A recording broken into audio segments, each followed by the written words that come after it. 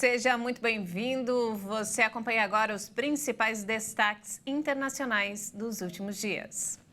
Apesar dos pedidos internacionais para que Israel não entre com força militar em Rafah, ao sul da faixa de Gaza, a cidade pode ser alvo de ofensiva forte a partir do mês que vem. É o que prometeu um membro do gabinete de guerra do país. De acordo com Benny Gantz, ministro do gabinete de guerra de Israel, a cidade de Rafah, onde fica o portão de passagem para o Egito, no qual milhares de palestinos têm conseguido se salvar do conflito entre Israel e o Hamas, será palco de um forte ataque. The world must know. And Hamas leaders must... Isso acontecerá se o grupo extremista não libertar reféns até 10 de março.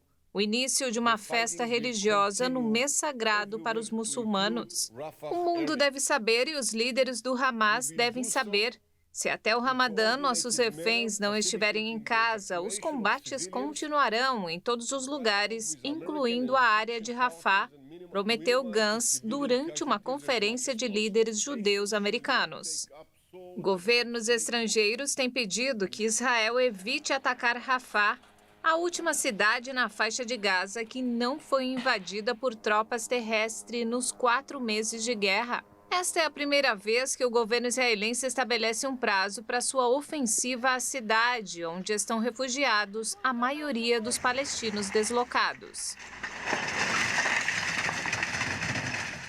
O Programa Mundial de Alimentos da ONU anunciou que vai suspender a distribuição da ajuda no norte da faixa de Gaza devido ao caos total e à violência depois que um comboio da entidade sofreu disparos e saques.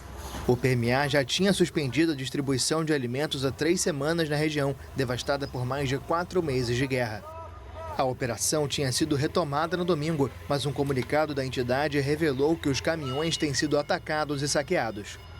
A agência pretendia enviar 10 caminhões de ajuda alimentar por dia para Gaza durante 7 dias consecutivos para ajudar a conter a fome e a desesperança no território. A agência ressaltou que a decisão não foi tomada sem pensar e que sabe que isso vai gerar mais risco de morte para as pessoas de Gaza, onde mais de 2 milhões de pessoas estão ameaçadas pela fome. Em meio ao julgamento da ocupação israelense nos territórios palestinos, os Estados Unidos se opuseram na Corte Internacional de Justiça à obrigatoriedade de retirar sem garantias de segurança. O Brasil se manifestou favorável à desocupação. O tribunal com sede em Haia celebra nesta semana audiências sobre as consequências jurídicas da ocupação israelense dos territórios palestinos desde 1967, com um número inédito de 52 países chamados para prestar declarações. A maioria dos oradores pediu que Israel terminasse a ocupação, mas os Estados Unidos defenderam o aliado. As audiências ocorrem em um contexto de pressão jurídica internacional crescente sobre Israel em relação à guerra em Gaza. O conflito foi desencadeado pelo ataque em solo israelense do movimento palestino Hamas em 7 de outubro, que causou mais de 1.100 mortos. A resposta israelense deixou mais de 29 mil mortos em Gaza, a maioria civis.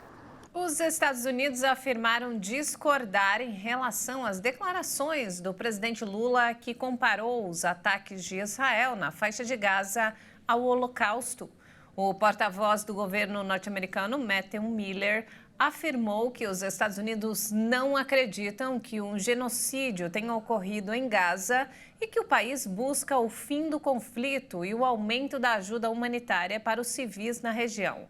A fala ocorreu pouco antes da chegada do chefe da diplomacia dos Estados Unidos, Antony Blinken, ao Brasil na última terça-feira.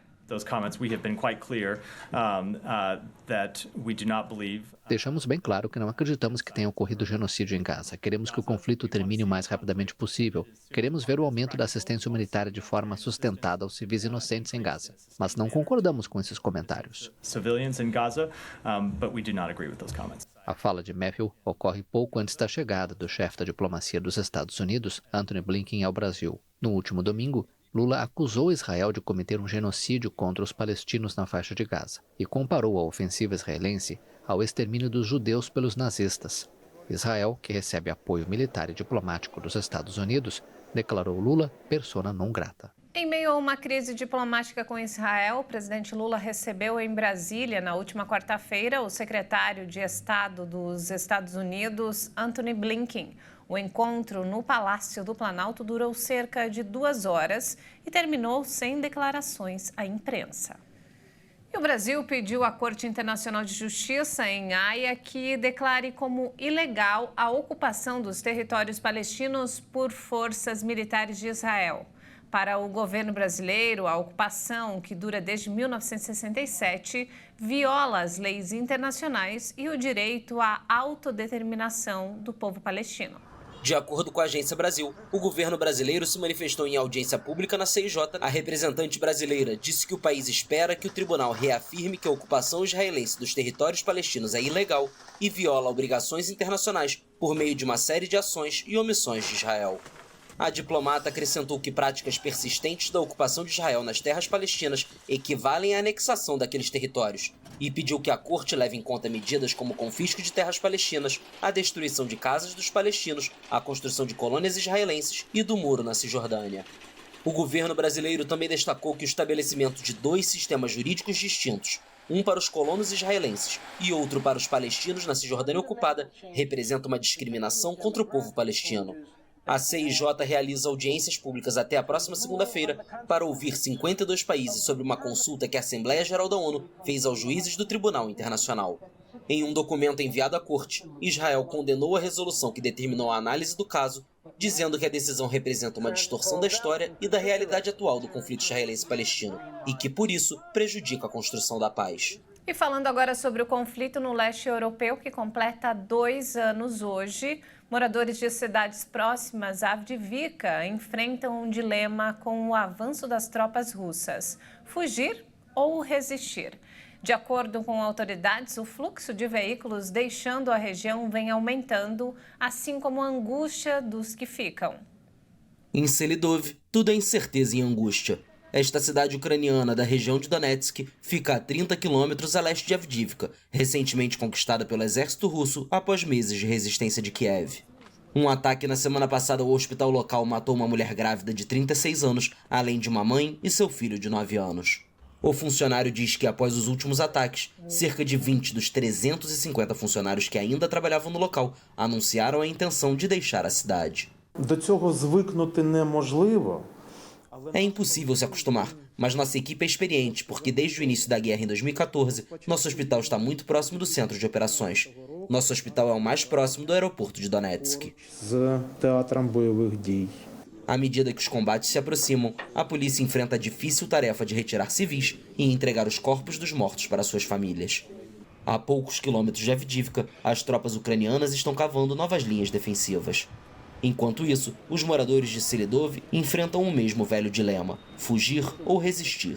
A União Europeia aprovou o 13º pacote de sanções à Rússia. O novo decreto inclui medidas que afetam empresas chinesas e um ministro norte-coreano. Estima-se que 200 pessoas e entidades, em sua maioria russas, sejam afetadas. No total, o novo pacote de sanções afeta cerca de 200 pessoas e entidades, em sua maioria na Rússia. Em uma mensagem na Rede X, a presidente da Comissão Europeia, Ursula von der Leyen, parabenizou o acordo entre os 27 países do bloco. Ursula destacou que, com esse novo pacote, a lista de sanções pela guerra da Rússia contra a Ucrânia já inclui cerca de 2.000 pessoas. Esse acordo por um novo pacote de sanções ocorre a poucos dias do 2º aniversário do início da ofensiva russa contra o território ucraniano. As 3 empresas chinesas são as primeiras do país asiático afetadas pelas sanções europeias à Rússia e foram incluídas na lista por sua participação no abastecimento de tecnologia militar das forças russas. Apesar das diversas sanções já adotadas pelo bloco europeu, a economia da Rússia tem demonstrado resistência e até aumentou o ritmo de sua produção militar. A mãe de um dos maiores opositores russos, Alexei Navalny, Ludmila Navalnaya, entrou com uma ação judicial em um tribunal do país, exigindo a liberação do corpo do seu filho, que morreu em uma prisão no Ártico após um suposto mal súbito.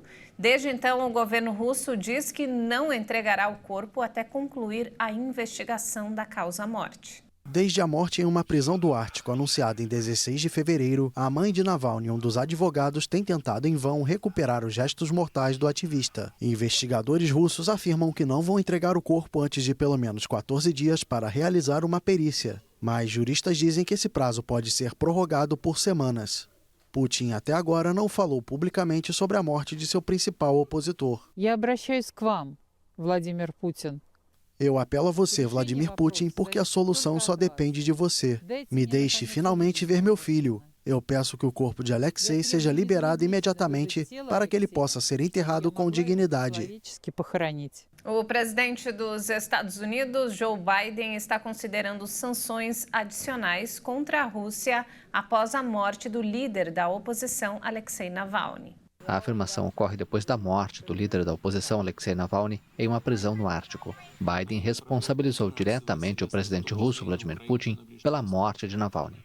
O presidente americano e outros aliados ocidentais já impuseram sanções sem precedentes para conter ações de Moscou na guerra com a Ucrânia, embora não tenham conseguido conter o conflito. Navalny morreu na última sexta-feira, em circunstâncias desconhecidas, aos 47 anos, em uma prisão russa no Ártico, o que deixou a oposição russa no exílio em choque. O serviço penitenciário russo informou que o opositor morreu após perder a consciência depois de uma caminhada. Um grupo de crianças ucranianas pôde finalmente ver de novo seus familiares. Isso porque, com a guerra que acontece desde o dia 24 de fevereiro de 2022, elas haviam sido levadas para a Rússia. O reencontro foi marcado por muita emoção. Acompanhe. 11 crianças ucranianas levadas para a Rússia e os territórios ocupados durante a guerra foram recebidas com emoção por parentes nesta terça-feira após cruzarem a fronteira procedentes de Belarus. Esse é o quarto e mais numeroso grupo de menores repatriados graças à mediação do Catar. Familiares aguardaram por mais de 6 horas em um posto na fronteira usado com fins humanitários. Um adolescente disse sentir felicidade, embora um pouco nervoso. Meu pensamento principal é que minha nova vida está começando, afirmou. O grupo foi recebido ontem na Embaixada do Catar em Moscou. Entre eles havia 2 crianças gravemente doentes que foram levadas ao hospital. O Catar, que ajudou a repatriar 30 crianças ucranianas desde julho do ano passado, informou que está disposto a contribuir para outros retornos. E mudando de assunto, olha só, a Organização Mundial da Saúde alertou sobre a rápida propagação do sarampo no mundo. Doença que registrou um aumento de cerca de 80% em um ano e pediu uma intensificação da vacinação. Os últimos dados mundiais divulgados neste mês indicaram 306.291 casos notificados em 2023, frente aos 171.156 em 2022, mas a OMS alerta que os números reais são muito mais elevados. A instituição também informou que houve um aumento constante das infecções por sarampo em todas as regiões, exceto nas Américas.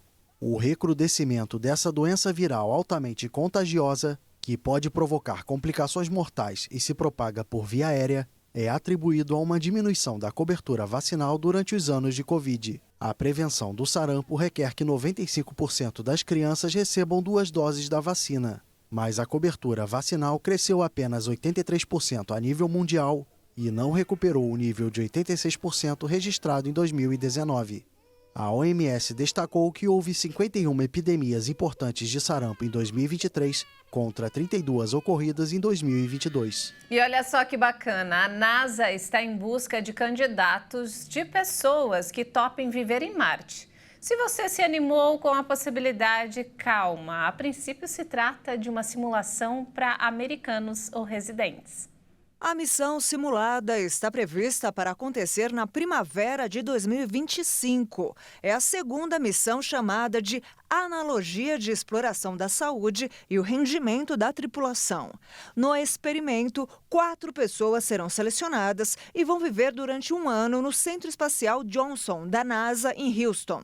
Com o objetivo de simular uma vida em Marte, os projetos almejam comprovar idealizações científicas para que uma missão tripulada ao planeta vermelho aconteça o quanto antes. Segundo a empresa, os selecionados devem obrigatoriamente ser americanos e estarem na faixa etária entre 30 e 35 anos. Além de uma gratificação na colaboração, os selecionados terão significativas recompensas financeiras. Bacana, hein? Teria coragem? Eu acho que eu topo. E não temos mais tempo, essa edição fica por aqui. Mais informações ao longo da nossa programação. Muito obrigada pela companhia, um ótimo fim de semana para você.